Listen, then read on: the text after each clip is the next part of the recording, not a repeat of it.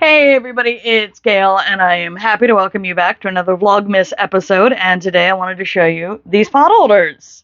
It's been a very potholder heavy year here on iCrocheted the Thing. I think we've definitely found my small project that I can just sit and make forever. It turns out it's super fun.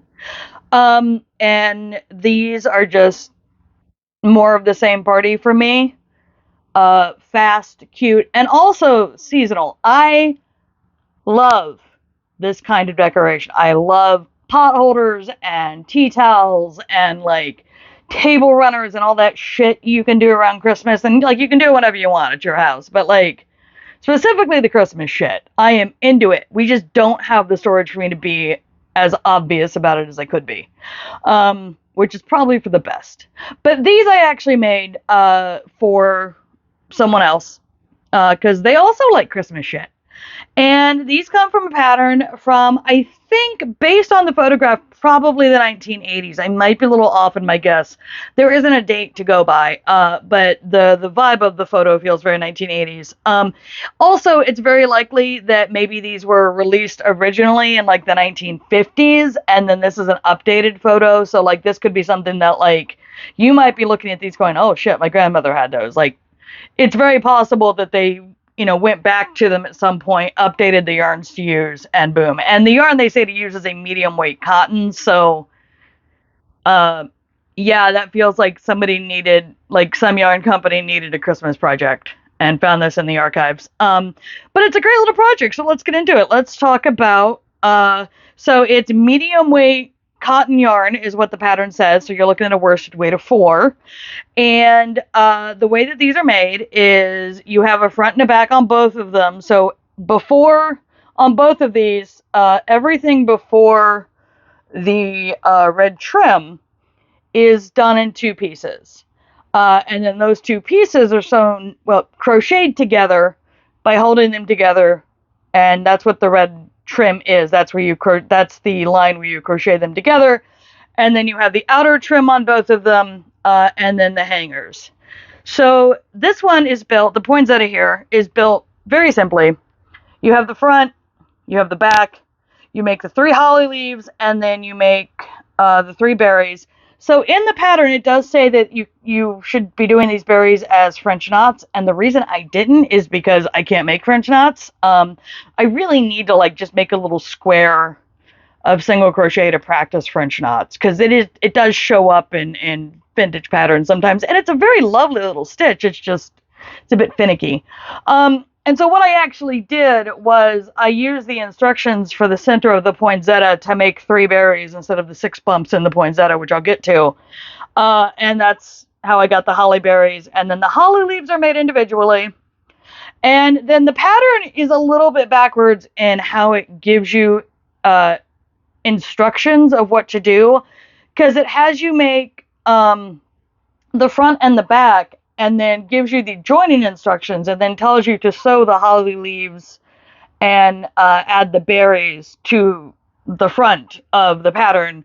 Well, the front of the pot holder, which is going to be a lot harder to do when the 2 pieces are attached together. So make the holly leaves and berries.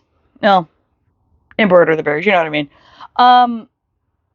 Make the front, attach the holly to the front, make the back, and then complete it. And I know that feels like one of those things where some of you, you're like, Gail, I can figure out how to put it together without your help. But it's one of those things that bugs me when it's not in the right order, because it's the wrong order to have you do this and then put stuff on the front, when the whole point of having the front and the back is that nobody can see your terrible sewing.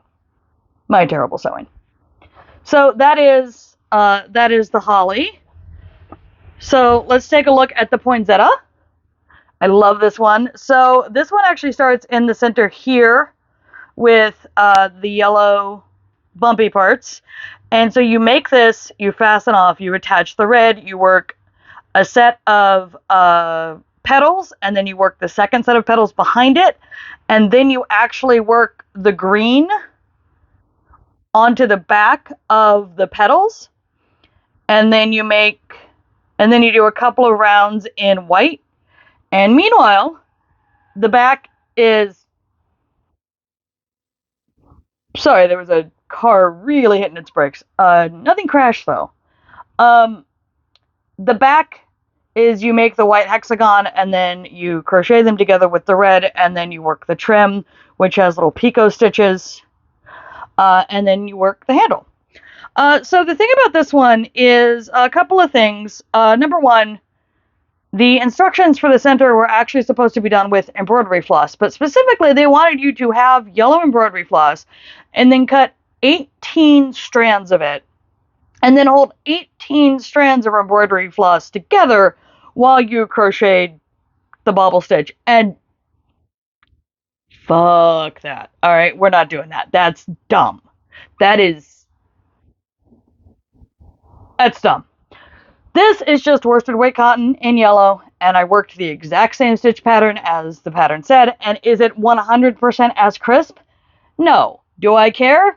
Also no, because I didn't have to hold 18 damn strands of embroidery floss together. Yeah, so, your mileage may vary. You may want to do that. No, absolutely not in this house. The last thing about these is that both of these are done on a 4mm hook. And I'm also going to suggest you don't do that.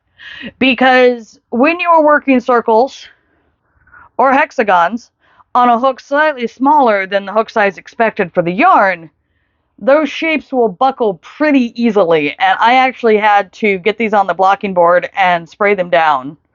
And then not only pin the edges on both of them, but then on the poinsettia, I had to pin down every single petal because they were all sort of curly. And it's not a big deal. I get it. It's a small project. It's not that hard to put it on the blocking board. But it is an extra step. And if you're in a hurry to finish these for some reason, that extra step's kind of a pain in the ass. But also because they are doubled, because you have a front and a back that you crochet together to give you a nice bit of protection from the heat of whatever you're using these for. Making the stitches a little bit smaller to keep the heat from getting to you is really less important. This isn't like it's not a single layer. So, again, your mileage may vary, but whatevs. Anyway, yeah, so that's these little pot holders. I really like them. I'm probably going to make a set for myself eventually. Eventually is a good guess. I got a lot going on. And that will wrap it for this particular Vlogmas episode. As always, if you enjoy what I do here, please like, subscribe, share, tell your friends, all of that fun stuff. And I will see you when I see you.